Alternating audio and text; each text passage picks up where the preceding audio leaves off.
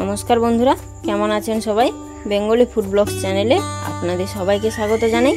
আজকে চলে এসেছি আবারও একটি নতুন রেসিপি নিয়ে। আজকের রেসিপি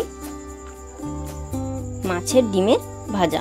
তো মাছের ডিমে কিভাবে ভাজা বানাতে হয় তার রেসিপি আজ আমি তোমাদের কাছে শেয়ার করব। তো চলো বেশি দেরি না করে ভিডিওটি শুরু করা যাক। ভিডিওটি প্রথম থেকে শেষ পর্যন্ত দেখার অনুরোধ রইল। তো দেখো বন্ধুরা, মাছের ডিম ভাজা করার জন্য আমি প্রথমে এখানে কাতলা মাছের ডিম নিয়েছি। দেখো,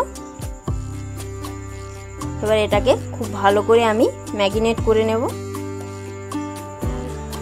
তো দেখো, ম্যারিনেট করে নেওয়ার জন্য প্রথমেই আমি একটা প্লেট নিয়ে নিয়েছি। এবার এই ডিমটা আমি এই প্লেটে রেখে দিচ্ছি। এবার এই ডিমের উপরে আমি ঝুরি ঝুরি করে কেটে রাখা পেঁয়াজ দিয়ে দিচ্ছি। যেহেতু এটা মাছের ডিমের ভাজা বানাবো, তাই এখানে পেঁয়াজের পরিমাণটা একটু বেশি ব্যবহার করতে হবে। আর পেঁয়াজগুলো এরকম ঝুরি ঝুরি করে কিন্তু কেটে নিতে হবে। এতে আমি আর কিছুই না, অল্প পরিমাণ লবণ আর হলুদ দিয়ে দেব। দেখো, অল্প পরিমাণ লবণ আর পরিমাণ মতো হলুদ দিয়ে দিচ্ছি।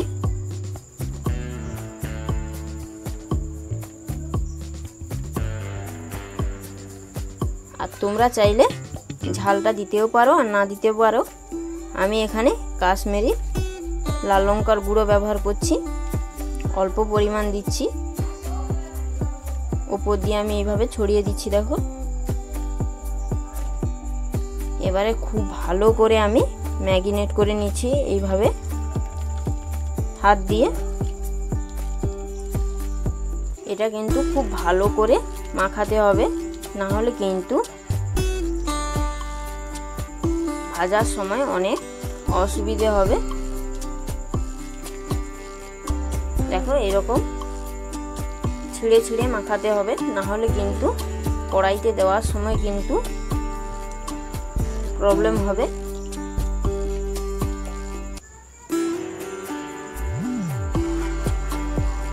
দেখো, একটু সময় নিয়ে খুব ভালো করে আমি মাখিয়ে নিচ্ছি।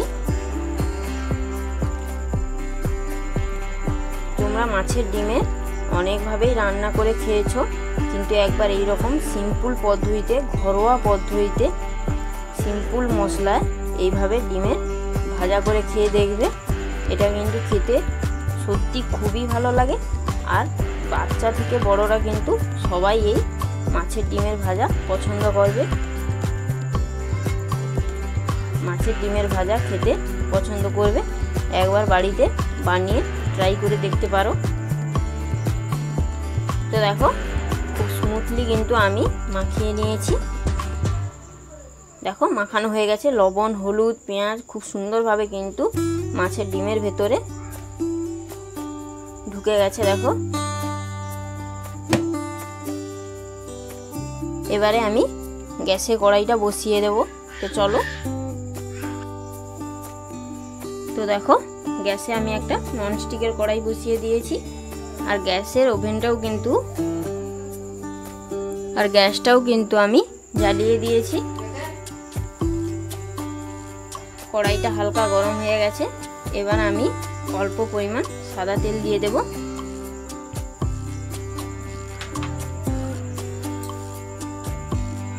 এবারে গ্যাসের ফ্লেমটাকে একদম হাইতে করে দিয়েছি। আর এইভাবে দেখো, খুন্তি দিয়ে কিন্তু নেড়ে নিচ্ছি।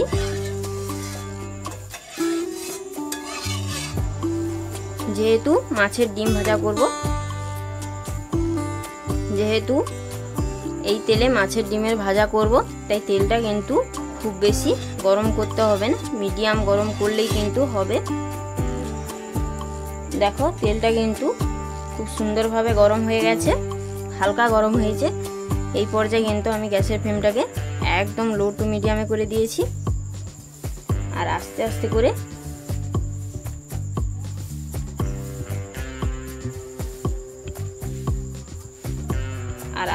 করে আমি দেখো এইরকম ছোট ছোট করে মাছের ডিমগুলো ছেড়ে দিচ্ছি।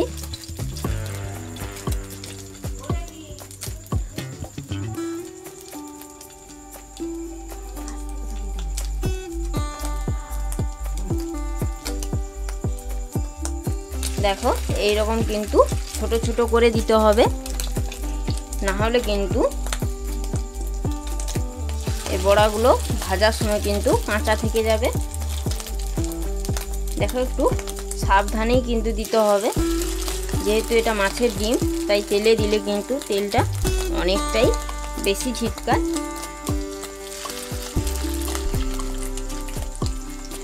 আর অল্প পরিমাণ করে দিতে হবে, না হলে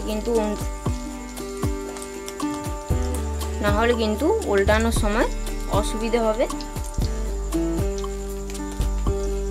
আর এই বড়াগুলো ভাজার সময় কিন্তু অবশ্যই গ্যাসের ফ্লেমটাকে একদম লোতে করে দিতে হবে, না হলে কিন্তু বড়াগুলো ওপর থেকে পুড়ে যাবে, ভেতরে কিন্তু ভাজা হবে না। দেখো বড়াগুলোর কিন্তু কালারটা অনেকটাই চেঞ্জ হয়ে এসেছে। দেখো এইরকম চেঞ্জ হয়ে গেলে বুঝে নিতে হবে কিন্তু এক পাশ ভাজা হয়ে গেছে। দেখো এইভাবে আস্তে আস্তে করে কিন্তু উল্টাতে হবে। আমি বারবার বলে রাখছি, এই সময় কিন্তু গ্যাসের ফ্লেমটাকে একদম হাইতে করে রাখলে চলবে না, তখন কিন্তু বড়াগুলো ওপর থেকে একদম পুড়ে যাবে, ভেতরে কিন্তু কাঁচা থেকে যাবে, আর তখন খেতে কিন্তু একদমই ভালো লাগবে না। দেখো আমি একটা একটা এইরকমভাবে উল্টে পাল্টে দিচ্ছি, তাতে করে কিন্তু বড়াগুলো খুব সুন্দরভাবে ভাজা হয়ে যাবে। আর এইভাবে দেখো উল্টানোর পরে খুন্তি দিয়ে এইভাবে আমি চেপে চেপে দিচ্ছি, তাতে করে কিন্তু ভেতর থেকে খুব সুন্দরভাবে ভাজা হয়ে যাবে।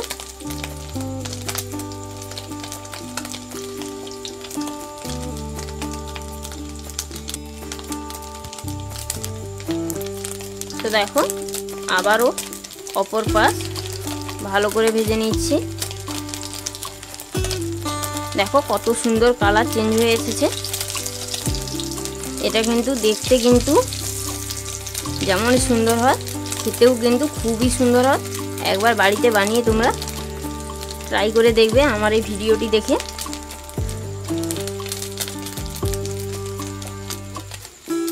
দেখো এটা কিন্তু খুব সুন্দরভাবে ভাজা ভাজা হয়ে গেছে। এবারে আমি একে একে একটি প্লেটে তুলে নেব। এর থেকে বেশি কড়া করে ভাজলে কিন্তু খেতে একদম ভালো লাগবে না। এই সময় গ্যাসের ফ্লেমটাকে কিন্তু অবশ্যই একদম কমিয়ে দেবে। দেখো একটা একটা করে আমি সময় নিয়ে কিন্তু তুলে নিচ্ছি।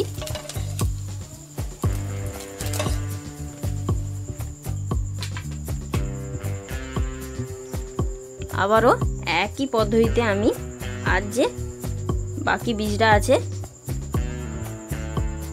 আর যে বাকি ডিমটা আছে সেটা আমি দিয়ে দিচ্ছি।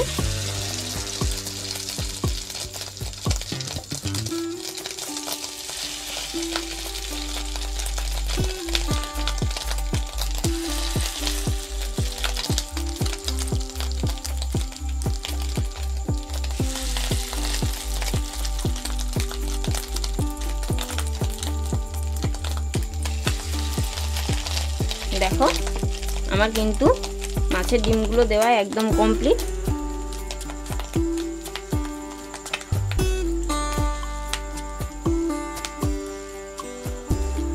ঠিক একই রকম পদ্ধতিতে এই ডিমগুলোও কিন্তু আমি ভেজে নেব। দেখো এর কিন্তু কালার চেঞ্জ হয়ে গেছে। দেখো ঠিক একই রকম ভাবে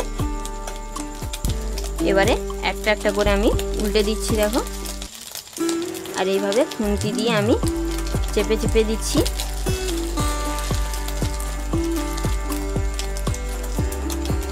আগের ডিমগুলো যেভাবে ভেজেছি ঠিক একই রকম পদ্ধতিতে এই ডিমগুলোও আমি ভেজে নিচ্ছি।